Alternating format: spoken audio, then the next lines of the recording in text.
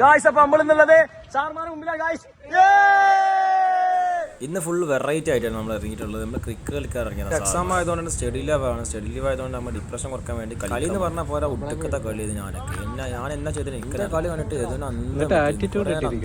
അവസാനം എല്ലാവരും ഗായ്സ്. അപ്പോൾ നമ്മളിത് അടിപൊളി വീഡിയോ ആയിരുന്നു.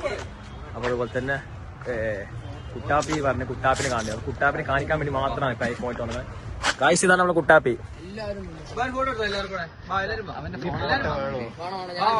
അവന്റെ ഫോണാ ഗായ്സ്. എന്റെ ഫോൺ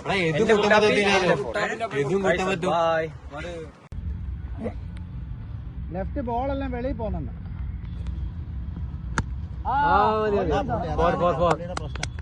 സാറേ നിങ്ങൾ ലെഫ്റ്റ് തന്നെ എന്ന് കളി ഇല്ലല്ലേ റൈറ്റ് ആണോ? അവിടെ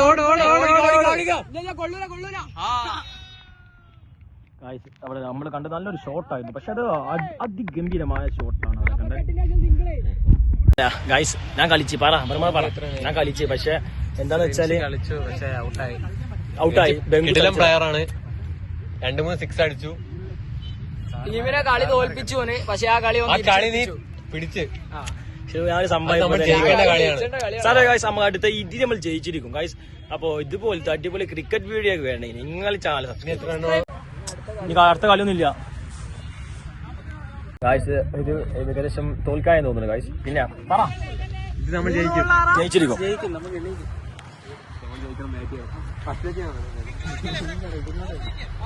ഗായ്സ് അവസാന നിമിഷത്തിലേക്ക്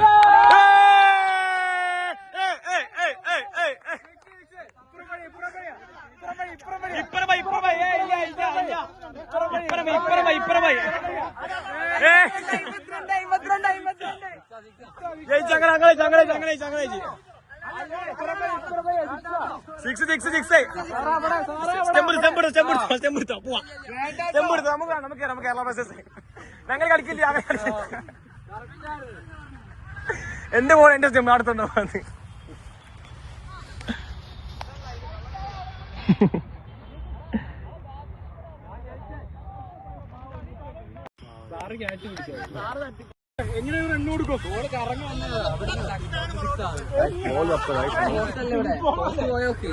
ഇവൻ ഡൽഹി ഒരു കാര്യമില്ല, ചുമ്മാ ഇരിക്കുവോ. കുറെ നേരമായി എന്നാ ചെയ്യുന്നത് എനിക്ക് അറിയില്ല.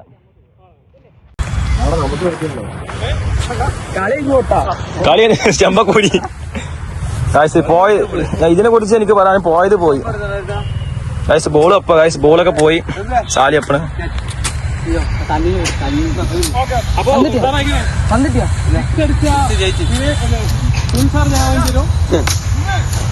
തോറ്റോടെ ചെലവ്. അപ്പൊ നമുക്ക് ബോള് കിട്ടി. ജയിച്ചു. അങ്ങനെ ജയിച്ചു.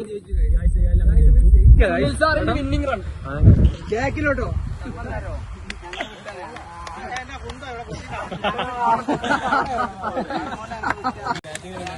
കളിച്ചപ്പീറ കളിച്ച് പോവാനല്ല